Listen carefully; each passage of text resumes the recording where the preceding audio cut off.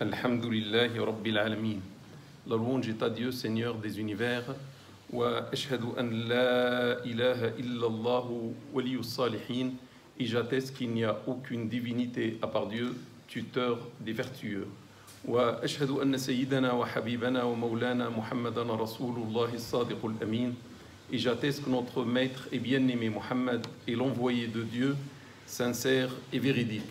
Sayyidi, Amir al-Anbiya, maître émir des prophètes, sallallahu alayka adada nujum as-sama, que les prières de Dieu soient pour toi au nombre des étoiles du ciel, wa rimal as-sahra, et au nombre des sables du désert, wa awladi Adam wa Hawa, et au nombre de la descendance d'Adam et Ève. Amma ba'd, ayyuha al-ikhwatu wal-akhawatu fi l'islam, après ceci, mes frères, mes sœurs en islam, ahbab al-habib Muhammadin al-Mustafa, très cher ou bien-aimé Muhammad al-Mustafa, alayhi afdalus salatu wa azka salam, pour lequel on demande les meilleures prières et les hautes salutations. Depuis approximativement 4 semaines, exactement le samedi 7 septembre 2019, il y avait approximativement 60 musulmans qui ont fait la prière dans un lieu à Paris en toute mixité. Mixité, ça veut dire l'homme à côté de la femme derrière l'homme derrière la femme. Et l'ensemble a prié derrière 2 femmes imams. Des imams, 2 femmes imams sans hijab. Ça veut dire leurs cheveux étaient nus. Et avec un discours et une prière, malgré que le jour était un samedi. Et en islam, le samedi, il n'y a pas un discours de samedi et une prière de samedi. Normalement, ça doit être vendredi. Apparemment, ils ont commis une erreur d'un jour.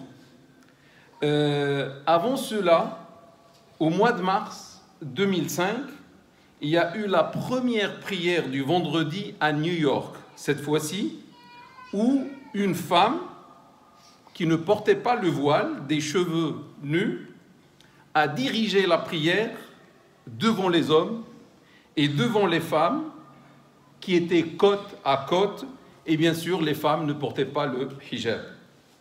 Et en 2017, il y a eu exactement la même chose, mais cette fois-ci dans une mosquée à Berlin.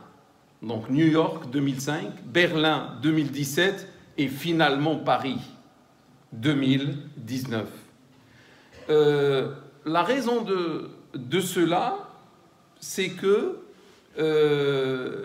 certaines femmes n'acceptent pas de se mettre derrière les hommes dans la prière, ou on va les mettre dans une mezzanine ou dans une petite salle, alors que les hommes s'offrent la plus grande salle de la mosquée. Donc ces femmes refusent cette inégalité et cette humiliation. Aqulu subhanallah, je dis gloire et pureté à Allah. Les juifs, les chrétiens nous ont précédés de centaines d'années ou de milliers d'années.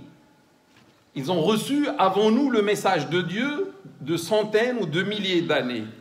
Jamais jusqu'à maintenant, leurs femmes, les femmes des Juifs et les femmes des chrétiens, n'ont demandé à présider la prière, elles aussi, à diriger la prière dans la synagogue. Toujours on entend un rabbin.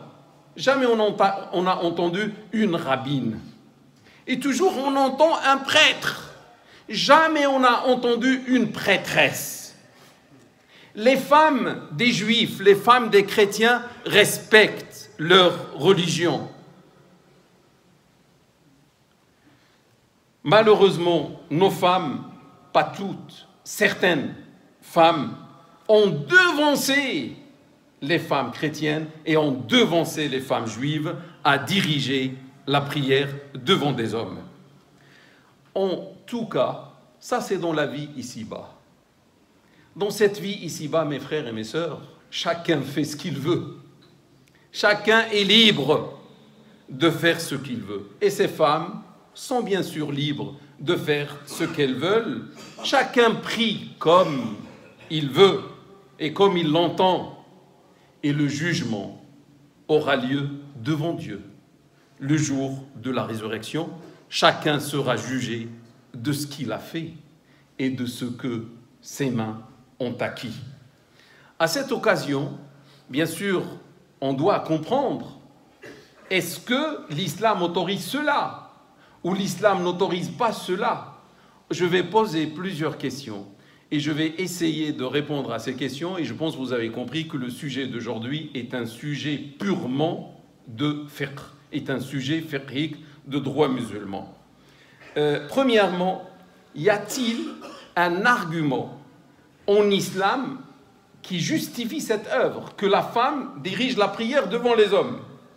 La réponse: le plus grand argument pour celui qui a autorisé une telle chose, l'imama d'une femme devant les hommes, c'est un hadith qui s'appelle le hadith de Waraqa, la mère de Waraqa, que Dieu soit satisfait d'elle. C'est que le messager, salat et salam sur lui, a autorisé à cette dame, a autorisé cette femme, Waraqa, qui a mémorisé tout le Coran. Cette femme avait mémorisé tout le Coran, donc il lui a donné l'autorisation d'avoir un mu'adhin pour elle, qui va lui faire al-adhan, l'appel à la prière.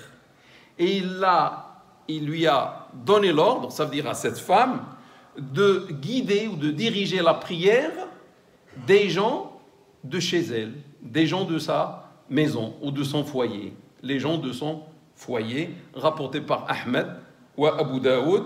يعني النبي صلى الله عليه وسلم أذن لأم ورقة وكانت قد جمعت القرآن بمؤذن يؤذن لها وأمرها أن تؤم أهل دارها, qu'elle dirige la prière devant les gens de son foyer. رواه أحمد وأبو داود, rapporté par Ahmed ou Abu Daoud. وكان المؤذن شيخا كبيرا.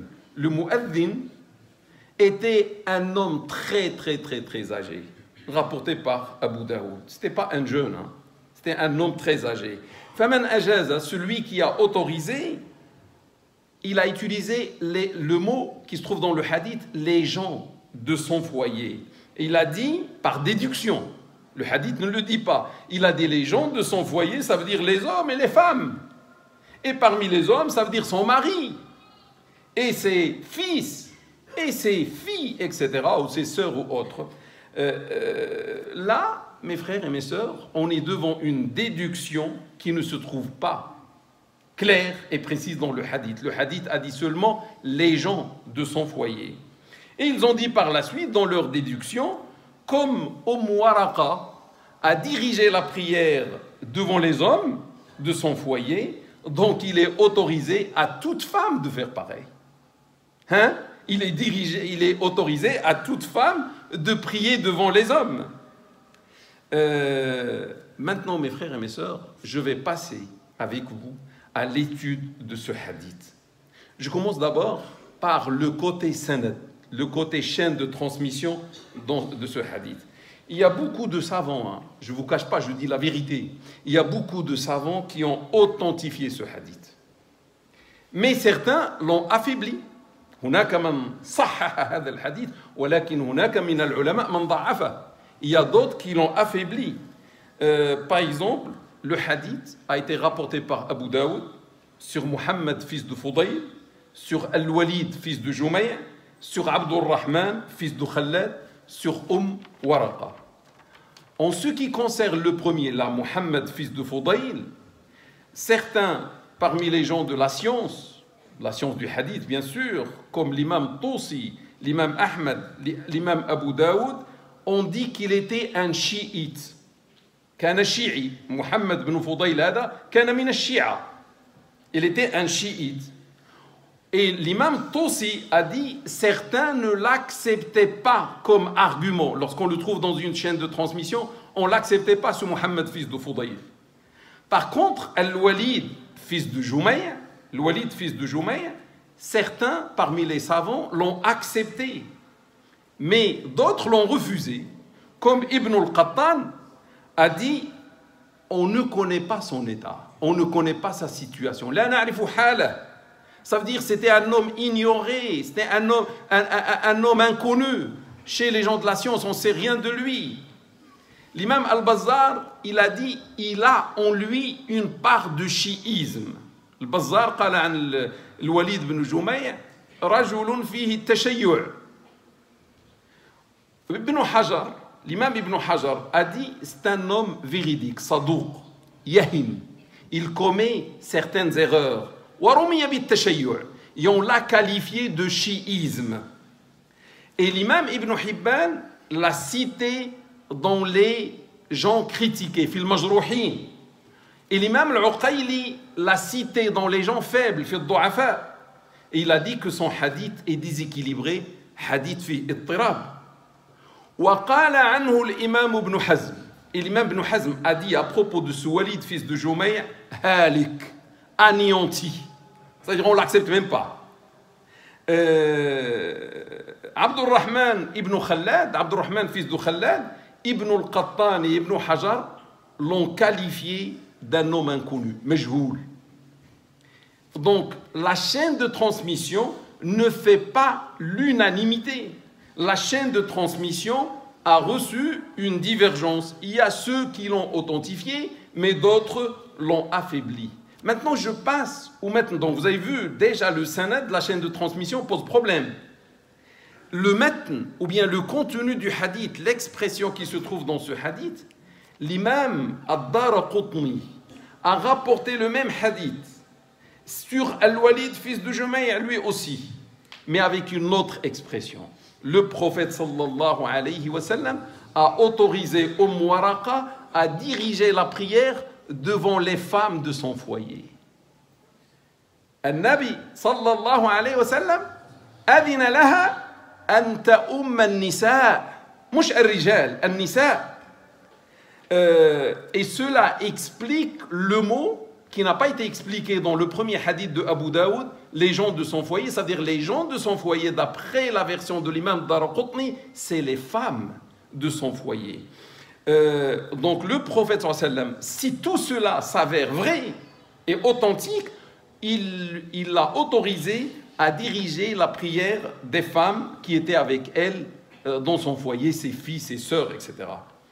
Donc si le hadith, je dis bien si le hadith s'avère authentique, idha kana sahihan, soit il est spécial pour les femmes, sans les hommes, ou dans le cas même où on imagine qu'il englobe les hommes, cela signifie les hommes mahram, rijal maharim, les hommes qui ne peuvent pas se marier avec Waraqa, ses fils, ses frères, son père, son mari, etc.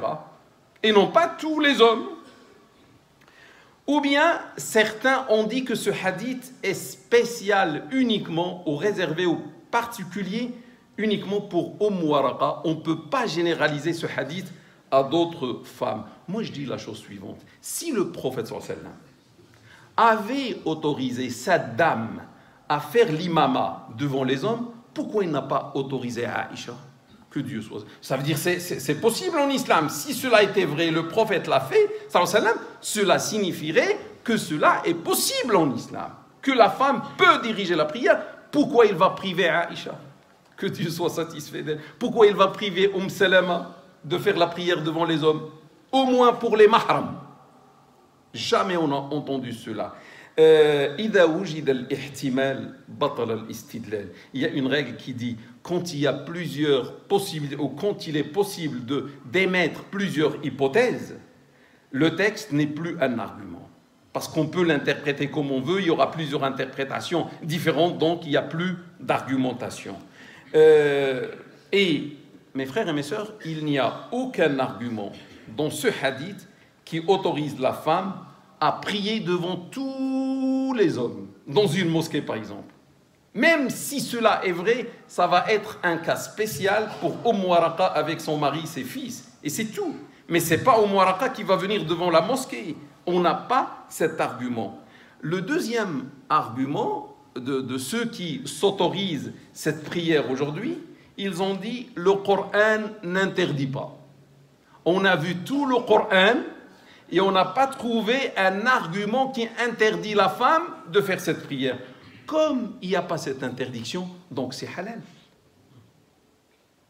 La réponse est facile. Pour cet argument que je trouve faible, c'est que Dieu, le Tout-Puissant, n'a pas cité l'interdiction de l'imama de la femme, mais s'il n'a pas fait ça, il n'a pas interdit beaucoup de choses, bien sûr, dans le Coran. Il nous a dit de suivre le prophète. Ça, c'est un ordre. Il nous a dit de suivre le prophète et de faire de lui un modèle pour nous. Ce qu'il a fait, on fait. Ce qu'il n'a pas fait, on ne le fait pas. وَمَا آتَاكُمُ الرَّسُولُ فَخُذُوهُ وَمَا نَهَاكُمْ عَنْهُ فَانْتَهُوا وَاتَّقُوا اللَّهَ إِنَّ اللَّهَ شَدِيدُ الْعِقَابِ. Prenez ce que le prophète vous donne ou vous apporte et abstenez-vous de ce qu'il vous a interdit.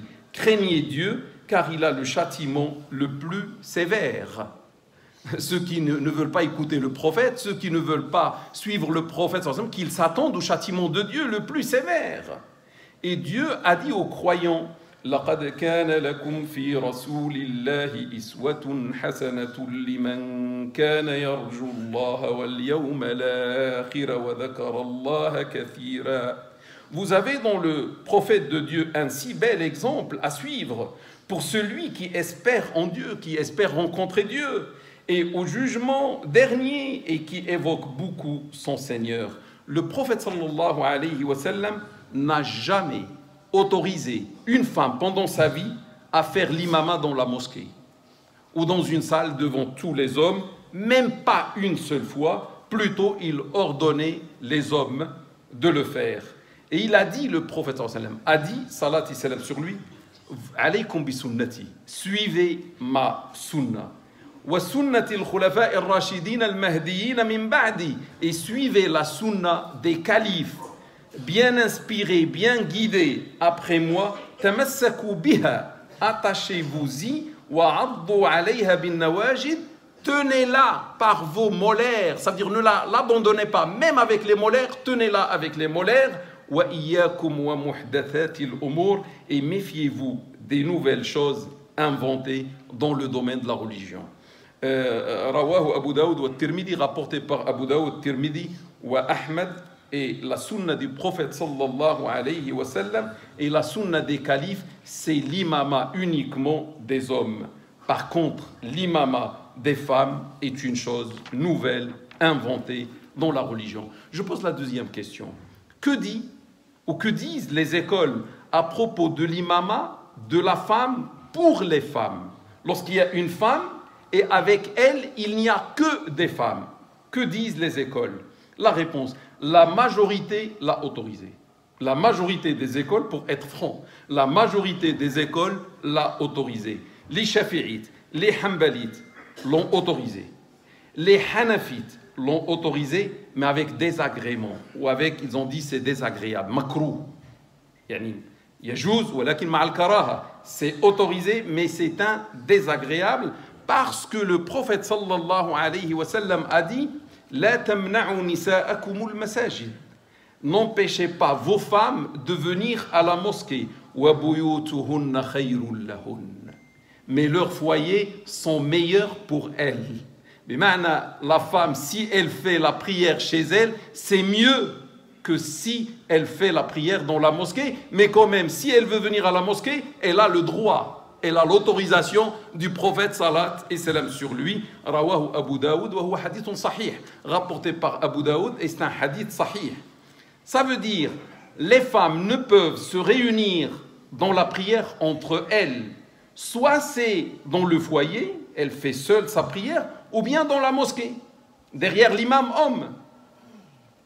Celui qui a autorisé, bien sûr, l'imama d'une femme pour les femmes, c'est basé sur le hadith de Waraqa. Le hadith de Waraqa, on a dit c'était pour ces femmes. Le hadith de Ibn Abbas. Ibn Abbas, que Dieu soit satisfait de lui, a dit Ta'ummul mar'atu nisa taqumu fi wasatihin. La femme a le droit de diriger la prière des femmes, mais elle se met au centre de la rangée, au milieu de la rangée. Elle ne devance pas les femmes. Rapporté par l'imam Bayhaqi, mais c'est un hadith faible. Aïcha, que Dieu soit satisfait d'elle, a dirigé la prière des femmes dans la prière prescrite. Yani Aïcha radiyallahu anha ammat an-nisa fi salat al-maktuba fi salat al-fard. Elle s'est mise au milieu des femmes sans se mettre devant les femmes. Rawahu Abdur Razzaq wa Daraqutni wal Bayhaqi. Rapporté par Abdur Razzaq, Daraqutni al-Bayhaqi. De même a fait notre mère Salama, que Dieu soit satisfait d'elle, a dirigé la prière des femmes pendant le Asr. Le Asr, c'est une prière obligatoire. Rawahu Abdur Razzaq et Ibn, rapporté par Abdur Razzaq et Ibn Abi Shayba. Donc, Aïcha, que Dieu soit satisfait d'elle, Salama, que Dieu soit satisfait d'elle, deux épouses du prophète sallallahu alayhi wa sallam, ce sont nos mères, ont accompli, ont dirigé la prière devant les femmes, même lorsque c'était une prière obligatoire. Ça, c'est la base de ceux qui ont autorisé. Par contre, les Malikites, que nous sommes presque en majorité, les Malikites se trouvent dans l'Afrique, le Nord-Afrique, l'Ouest de l'Afrique, etc. Les Malikites, ce qui est célèbre, le mashhour inda al-Malikiyya, ce qui est célèbre chez eux, que la femme ne peut pas être imam, même pour les femmes. Donc, dans l'école malikite, la femme ne peut pas être imam, même pour les femmes, ni dans l'obligation, ni dans la sunna, comme tarawih. La fil fard ou la fil sunna. Les malikites disent, celle qui prie derrière une femme, sa prière est nulle. Même si c'est une prière nafila, c'est ce qu'a dit Cheikh Khalil et bien sûr d'autres. Maintenant, je pose une troisième question.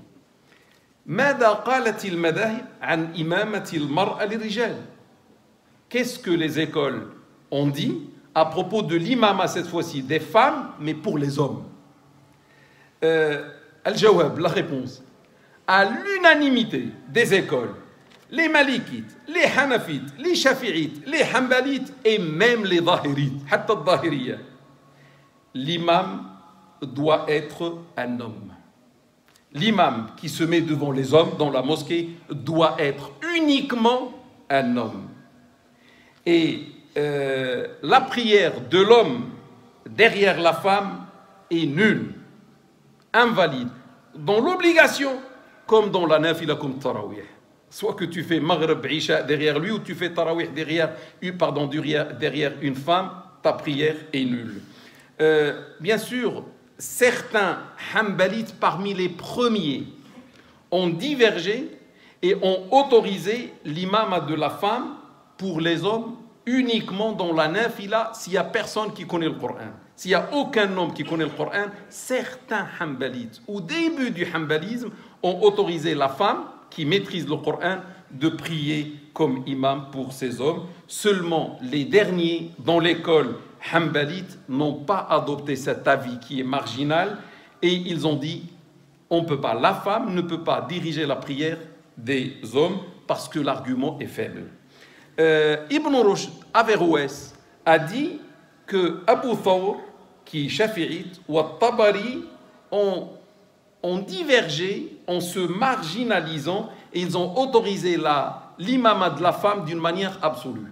Abu Thawr, qui est shafi'ite, et Tabari ont divergé par rapport à toute la communauté et ont dit une chose marginale, c'est que d'une manière absolue, la femme peut diriger la prière des hommes.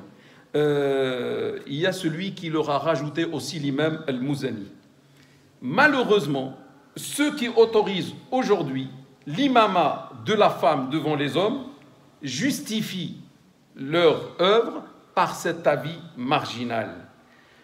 Seulement, si on cherche, mes frères et mes sœurs, cet avis-là ne se trouve pas dans les livres de ces imams. Si on regarde Abu Thawr, Al-Muzani et At-Tabari, on ne trouve pas ça. On leur a attribué une chose qui n'existe pas dans leurs livres eux-mêmes, alors que la chose est marginale, et il n'y a aucun argument de l'imama de la femme devant les hommes, ni dans le Coran, ni dans la Sunna, et c'est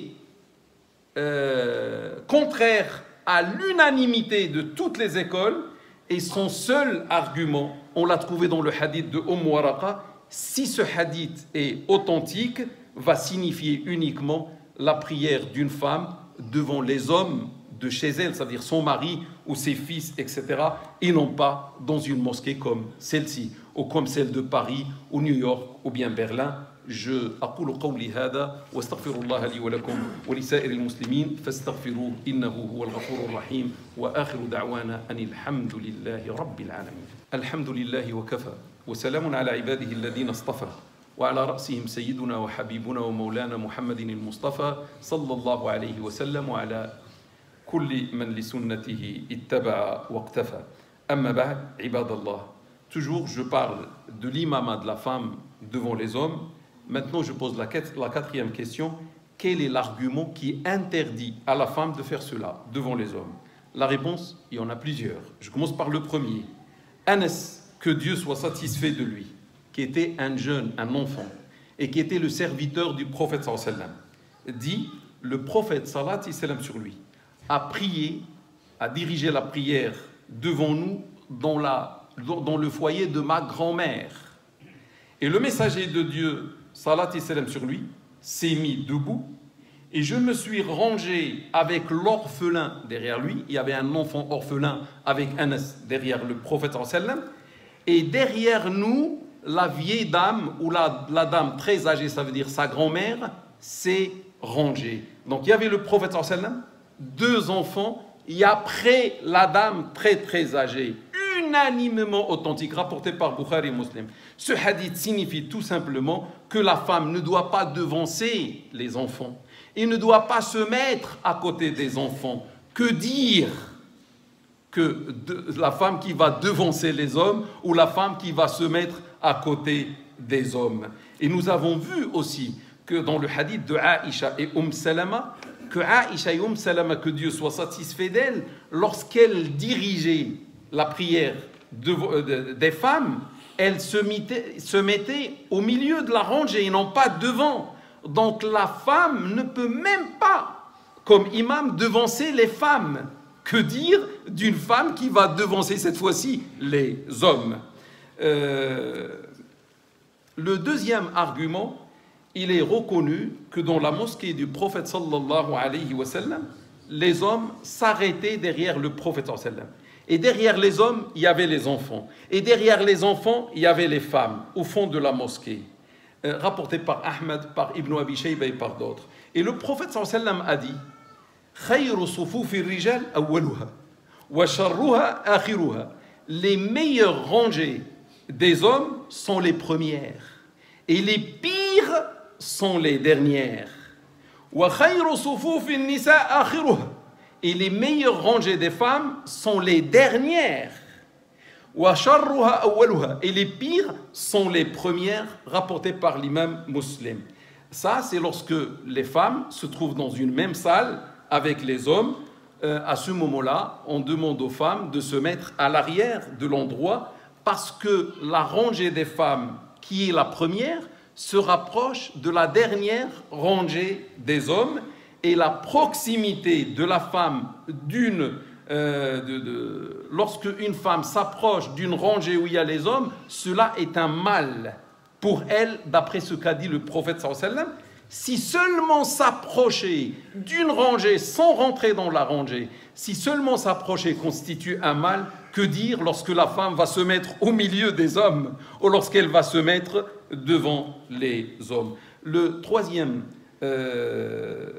argument, en ce qui concerne Abu Thawr et Al-Muzani et At-Tabari, si cela s'avère juste et s'avère authentique, ces trois imams ont vécu dans le 3e siècle, 200 et quelques. Ça veut dire qu'il y a eu un consensus, un ijma', une unanimité avant eux, qui a duré 200 ans, 2 siècles, pendant les périodes de l'islam qui sont prestigieuses, l'époque du prophète sallallahu alayhi wa sallam, l'époque des 4 califes, l'époque des compagnons, des tabi'i, des successeurs, et des tabi'i, et des successeurs, tous, pendant 200 ans, à l'unanimité, tous les musulmans, toutes les musulmanes ont respecté la femme ne doit pas diriger la prière devant les hommes. Et entre nous, mes frères et mes sœurs, si la femme qui dirige la prière devant les hommes était un bien, on ne pourrait pas devancer la meilleure époque à le faire. Ils ne l'ont pas fait, ça veut dire que ce n'est pas un bien, c'est un mal. Ça veut dire que ces 3 imams ont contrarié l'unanimité et l'ijma'. Et par la suite, il y a eu un ijma', un consensus pratique après les 3 imams. Ça veut dire même lorsque les 3 imams, si cela s'avère vrai, que Dieu leur accorde sa miséricorde, ces 3 imams, personne ne s'est retourné vers eux, personne ne les a suivis. Pendant 14 siècles, on n'a pas entendu une seule fois une femme qui a dirigé la prière comme imam devant les hommes sur la planète Terre, ni à son est, ni à son ouest, ni à son nord, ni à son sud. Et l'ijma' ou l'unanimité est un argument en islam contre le divergent. Une autre chose, on n'a jamais entendu que Aïcha, que Dieu soit satisfait d'elle, a été imam devant les hommes, alors que Aïcha avait l'aptitude scientifique de le faire. Et Aïcha, que Dieu soit satisfait d'elle, n'a pas fait cela, ça veut dire que ce n'était pas permis. Dans l'histoire de l'islam, il y avait beaucoup de grandes femmes musulmanes qui étaient des savantes et qui ont enseigné aux hommes la science. Mais jamais on a entendu que ces femmes ont dirigé la prière devant ces imams. Le 4e point, il y a aussi un consensus des écoles que le adhan pour la femme n'est pas autorisé. On ne peut pas aujourd'hui donner à une femme pour faire l'adhan. Chez toutes les écoles, cela n'est pas autorisé. Il faut que celui qui fasse l'adhan soit un homme. Donc le prophète sallam a toujours désigné des hommes pour faire l'adhan, l'appel à la prière. Si la femme n'est pas autorisée en islam de faire l'adhan, de lever sa voix par le adhan, est-ce qu'on va l'autoriser cette fois-ci à lever sa voix par la récitation du Coran dans la prière devant les hommes? 5, c'est que pendant 14 siècles, personne n'a dit, même Abu Thawr, même le Mouzani, même At-Tabari, que la femme a le droit de faire le discours du vendredi. Personne n'a dit ça. Ou qu'elle peut diriger la prière du vendredi. Donc, il y a un consensus aussi que la femme ou la prière du vendredi n'est pas obligatoire pour la femme. Si la femme vient, c'est seulement une sunna, elle peut, mais ce n'est pas une obligation pour elle. Du coup, il n'y a aucun argument qui autorise aujourd'hui à ouvrir des mosquées et la femme va faire l'imam parce que personne n'a dit cela. Le 6e point, en principe, dans l'adoration, mes frères et mes sœurs, il n'y a que l'interdiction. On ne peut pas inventer quelque chose dans l'adoration. Tout est interdit, sauf lorsqu'il y a un argument venant d'un texte explicite et authentique. Dans le domaine de l'adoration, toujours on doit suivre. On ne doit pas inventer. C'est interdit, sauf s'il y a un texte. Et dans le domaine, tout cela pour protéger la religion des bid'a, et dans le domaine en dehors de l'adoration, tout est permis, sauf s'il y a un texte qui interdit. Ces gens qui ont autorisé aujourd'hui, ils ont autorisé ce qui n'existe pas dans la religion. Ils ont inversé la situation. La 7e chose, qui est la dernière, l'imam est un remplaçant du messager de Dieu, salat et salam sur lui. L'imam remplace, lorsqu'il dirige la prière, il remplace le messager de Dieu, salat et salam sur lui. Et c'est pour ça qu'il est nécessaire que le remplaçant du messager doit avoir le même genre ou le même sexe que lui. Tous les imams que le prophète sallam a désignés pour le remplacer pendant sa vie, quand il était absent, étaient des hommes, afin qu'ils dirigent la prière devant les hommes. Dieu dit dans un verset coranique « وَمَا أَرْسَلْنَا مِن قَبْلِكَ إِلَّا رِجَالًا يُوحَى إِلَيْهِمْ فَاسْأَلُوا أَهْلَ الذِّكْرِ إِن كُنتُمْ لَا تَعْلَمُونَ » Nous n'avons envoyé avant toi que des hommes auxquels nous avons fait des révélations. Interrogez donc les gens du rappel si vous ne le savez pas. Donc tous les messagers étaient des hommes. Et celui qui remplace le messager doit être un homme comme le messager afin qu'il puisse faire la mission d'un messager qui nécessite un homme et non pas une femme. Et parmi les missions du messager se trouve l'imama devant les hommes. Lorsque l'islam a demandé à la femme de se mettre au fond de la mosquée, derrière les hommes, ce n'est pas une humiliation pour elle. Plutôt, c'est un anoblissement et un respect des règles de bienséance musulmane et de la pudeur musulmane. Donc, on n'a pas humilié la femme, plutôt on a anobli, on a protégé la femme lorsque l'islam lui a demandé de se mettre au fond de la mosquée. À la fin, je dis, la salat aujourd'hui des femmes sans hijab dans la mosquée, à côté des hommes, devant les hommes, n'a aucun argument, ni du Coran, ni de la Sunna, ni de la pratique des musulmans qui a duré sur 14 siècles. Et la prière des hommes et des femmes derrière une femme imam est nulle, est invalide d'après l'unanimité de toutes les écoles. Celui qui fait ça, à mes yeux, je pense à vos yeux aussi, s'approche du jeu, de la distraction, de l'amusement, de la moquerie même de la religion, plus que faire du sérieux, parce que dans la religion, dans l'adoration, on doit être sérieux. Et celle qui ne porte pas son foulard et dirige la prière devant les hommes manque de beaucoup de sérieux, contrairement à ce qu'il y a dans notre religion. Je souhaite que ces femmes fassent leur repentir et revenir vers les traditions musulmanes et vers la sunna de notre prophète sallallahu alayhi wa sallam. Ce qu'elles ont fait n'est qu'une bid'a en islam, n'est qu'une innovation en islam apparue à notre époque. Le prophète sallallahu alayhi wa sallam a dit « Man ahdatha fi amrina, fi dinina, ma laysa minhu, fahuwa rad » Celui qui invente dans notre religion une chose qui n'en fait pas partie, elle lui sera refusée. Muttafaqun alayh, unanimement authentique sur Aïcha, que Dieu soit satisfait d'elle. Et il a dit aussi, sallallahu alayhi wa sallam, Iyakum wa muhdathatil umur, méfiez-vous des nouvelles choses inventées dans le domaine de la religion, fa inna kulla bid'atin dalala, car chaque innovation dans la religion est un égarement, rapporté par Ahmad et Abu Daoud, dans une version, wa kullu dalalatin finnar, et dans une autre version, et chaque égarement mène vers l'enfer, rapporté par l'imam An-Nasa'i. Est-ce que la femme musulmane aujourd'hui, son grand souci, c'est de diriger la prière? Est-ce que son grand souci, c'est de se mettre à côté des hommes dans la mosquée afin de lui préparer des mosquées avec une femme imam? Est-ce qu'on a trouvé toutes les solutions de tous les problèmes des femmes et il ne reste que ce problème-là? Et même si les femmes veulent aujourd'hui se libérer de ce que fait l'homme, par exemple, selon elles, qu'elles préparent des salles réservées uniquement pour les femmes. Et une femme à ce moment-là peut, selon la majorité, diriger la prière, mais des femmes, mais non pas des hommes, ou bien que les femmes demandent aux hommes de leur préparer un espace à l'arrière de la mosquée, comme ce qu'il y avait à l'époque du prophète sallallahu alayhi wa sallam.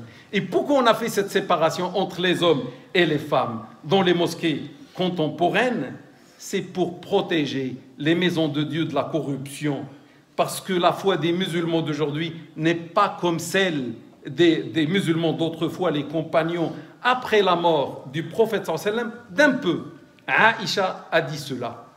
Le prophète est décédé et Aïcha a dit لو أن رسول الله صلى الله عليه وسلم رأى ما أحدث النساء لمنعهن المساجد. Dans le cas où le prophète salat et salam sur lui avait vu ce que les femmes ont inventé, ça veut dire après sa mort, il leur aurait interdit la venue aux mosquées. Le hadith sahih, rawah Bukhari wa Muslim, unanimement authentique Bukhari et Muslim. Cela à l'époque de Aïcha. Que dire à notre époque? C'est pour ça qu'on a fait des séparations entre les hommes et les femmes. Et malgré la séparation, on a entendu des problèmes. La hawla wa la quwwata illa billah.